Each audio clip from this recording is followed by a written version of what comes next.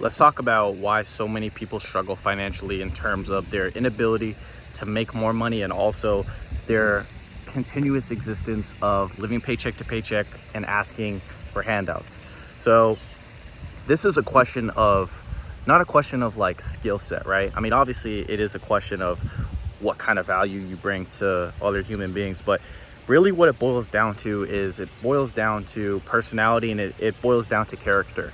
I would say that most people that are poor or just living mediocre lives or don't have a lot of money, they sort of live in this childlike state, right? And what does it by definition mean to be a child? Obviously young, but what? Dependent, right? When you're a child, you're dependent on your parents, you're dependent on your school, just people that are older than you to teach you how to be a human being, how to socialize, and what the best way forward is in life. So when you're not living out when you're living out a shitty financial existence or just a shitty life in general, right? By default, it means that you're dependent on other people, or you want to be dependent on other people, right? People who are financially successful, who have a lot of money, whether they're investors, whether they're, in high paying professions or business owners, they have this independence mindset where they control their destiny, right? Like they are in the driver's seat and they control how good they perform, how much they learn, how much they produce, how much value they give, and everything as it relates to being the highest, obviously the best version of themselves, but also bringing the most value to others, right? So by default, poor people, right, think that money just comes out of thin air, right? That's one thing. We just think we can print a bunch of money and, we can just afford to pay for, Section 8 housing and, food stamps and all these government programs, which again, aren't necessarily the worst things. We need certain programs in place, but the problem with the government programs and also the problem with wanting handouts and wanting things to come easily or just wanting to sustain yourself, from getting money from the government, is that the government actually doesn't have anything, right? Everything that goes into the government's, funds is generated from taxpayer dollars, right? So taxpayer dollars come from what? People who are working, who are able to sustain themselves, who are able to produce consistently and generate enough money to provide for themselves and maybe have a little bit of extra. So poor people who are not working or not able to hold their own weight, right, by default have to be picked up by others, right? Because we can't just, unfortunately, I'm not saying unfortunately, but we can't just completely get rid of people, right? You can't just kill someone because they're poor, right? You can't just be like, yeah, we're not, just go that way and just never come back again, and just, we can't do that, right? So we have to by default pay taxes that alleviate their shortcomings, right? That alleviate their inability to produce. So I would say that poor people, and I mentioned this before, poor people have a childlike mindset. They think that money comes out of thin air, and they think that, the government just prints. I mean, the government does print money, but obviously, it still comes, a lot of the government programs are still funded by taxpayer dollars. So to be able to sustain yourself, right, you need other people's money, you need other people's labor, right? So in a way, poor people are dependent on the working class people, or people who have an independent mindset where they are in control of their own destiny, where they are in the driver's seat and they produce for themselves and they produce for the people that they love and their family. So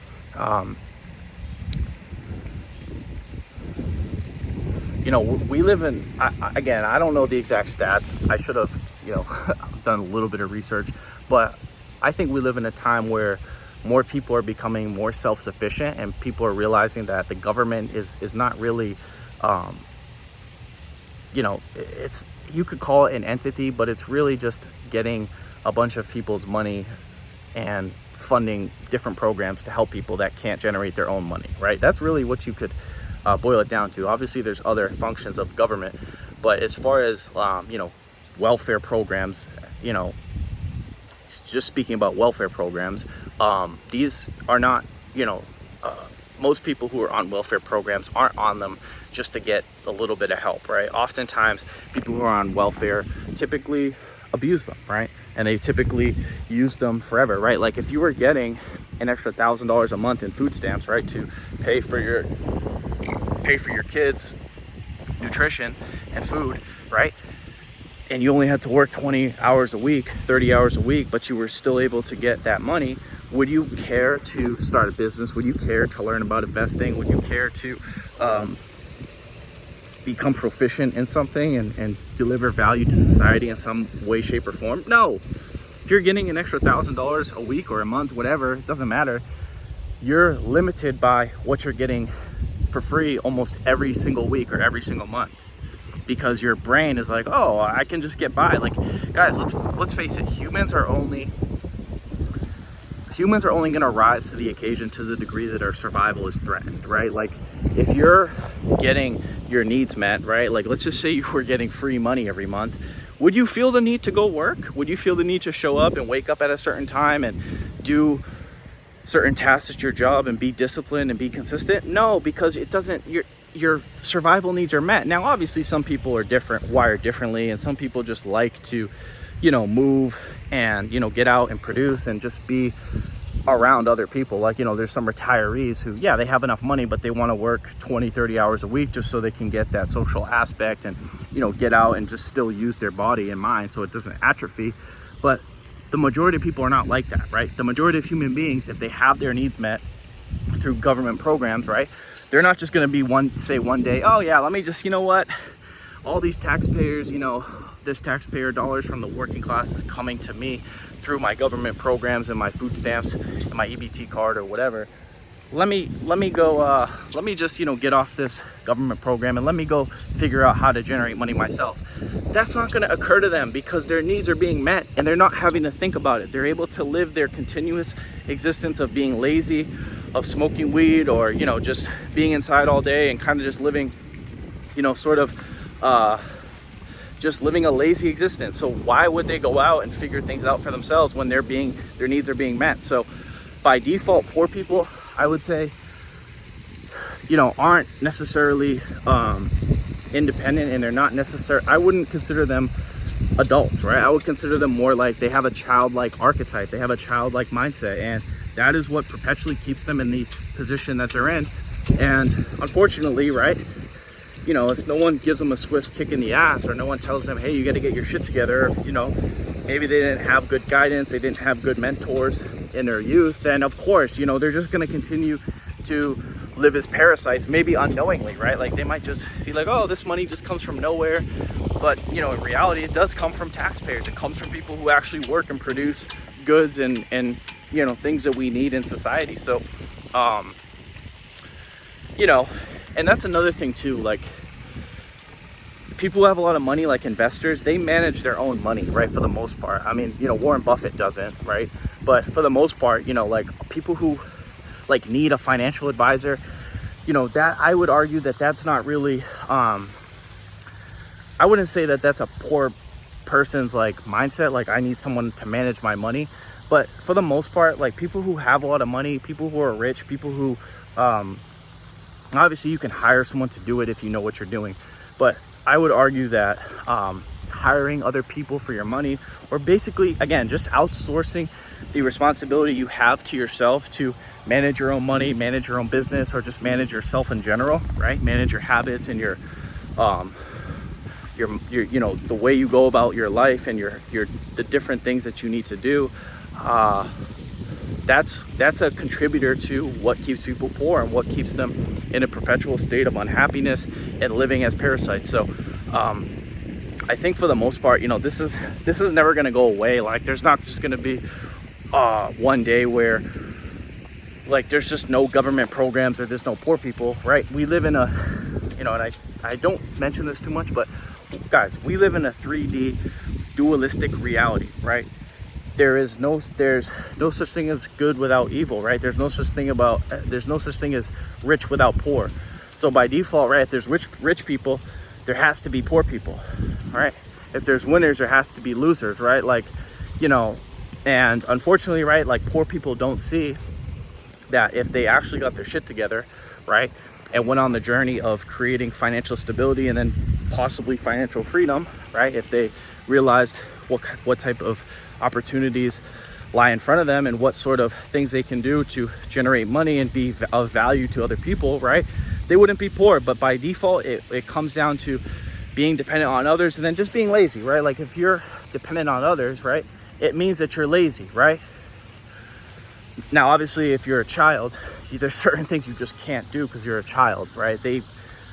Typically children are the exception to this rule. But if you're an adult, right, like there's got to be a certain point where you realize, hey, like especially as a man, right, where you have a strong body and your psychology and your hardwiring is designed for you to be a producer, designed for you to be a provider, designed for you to go out and be an outward manifestation in reality, then yeah, I mean, you're just there being a leech on society and being a parasite. And that's by default what poor people are, unfortunately, right? Like and it's not to say poor people are bad, right? It's not to say poor people, we should just like get rid of poor people, right? You can't, right? You can't just be like, yeah, we're just gonna do away with you, we're gonna give all poor people the death sentence.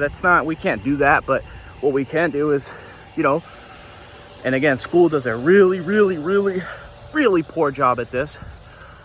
Teach financial literacy, right? Teach investing. I wish, there was more, especially in high school. I mean, yeah, you can major in finance and you can major in marketing or business or, learn these things in school and college. But I just wish that, in our early years, right? I think, like, I would argue age 7 to like 13 is pivotal.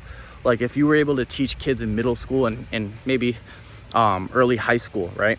Like, hey, the importance of investing, the importance of work ethic, the importance of being self-sustainable and not being a leech, and the result of being a leech and the hindrance it has on society and the hindrance it also has on working class people who get fucked, really bad from taxes. That would be ideal, right? But unfortunately, right, like school doesn't want to teach independent thought. It doesn't want to teach how to be self-sustainable. It wants you to be a follower. It wants you to be dependent on certain systems and certain ways of going about things because you're profitable, right? Like when you're sick or you're poor, you're profitable, right? Because you need the government, right? Like think of how many people during COVID got the fucking stimmy checks, right? Think of how many people got that free money, right? Because they weren't self-sufficient. Think of how many people had to take the fucking shot, right? The vaccine, right? Think of how many people had to put on a mask, right? And had no other choice, right? So, I'm kind of painting broad strokes here, but the point is that you need to be self-sufficient to the largest degree possible.